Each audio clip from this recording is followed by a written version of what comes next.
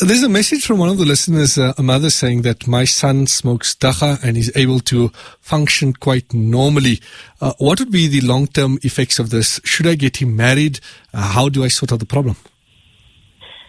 So cannabis has become a very controversial thing. It is, without a doubt, in the wrong population group, age group, very dangerous. And in young people, which is what we're seeing in practice, now that it's so-called legalized or the use is legalized in private settings, it's becoming misconstrued as safe. So what we're often seeing now is children starting at 14 and 13 and 12. And by the time they reach 16, 17, 18, when they're matric or needing to get to university, there's so much of damage done because the cannabis has a particularly problematic effect on a developing or growing brain. If a person smokes cannabis for the first time in their 30s or 40s, the brain is fully evolved and developed. There's less likelihood that they're going to have long-term permanent changes.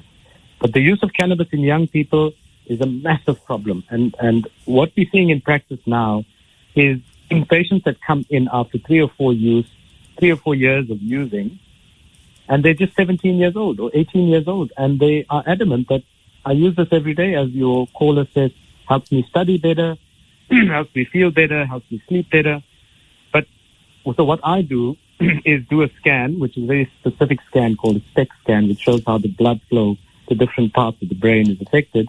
And almost to a person, everyone who's been on cannabis for a long period of time has got decreased blood flow to the frontal and temporal lobes of the brain. This means that the function of those parts of the brain is compromised. So that's visual evidence that the cannabis has caused problems in brain function. But again, because cannabis is not as potent as cocaine or heroin or methamphetamine, you don't get that sort of rapid high and rapid low. It's a very subtle thing, and the more tolerant you get to it, the more you can do after you've used it. So it feels like, hey, I can function. Even though I've had a joint today, I've had 2 joints today, I can still function. But the damage to the brain is subtle, prolonged it's like a cancer that grows over a long period of time. And when it actually reaches the critical mass of affecting how you function, it's way too late. People develop conditions that look like schizophrenia with long-term cannabis use. They get severe cognitive fallout. They become, for want of a better word, stupid. They're not able to think clearly, concentrate.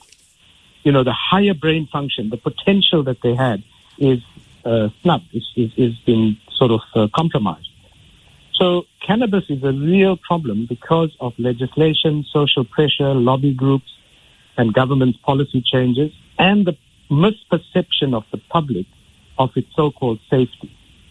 Obviously, choices people make later in life as adults, that's up to them. But in children, I think we have to be very, very clear. It's very dangerous.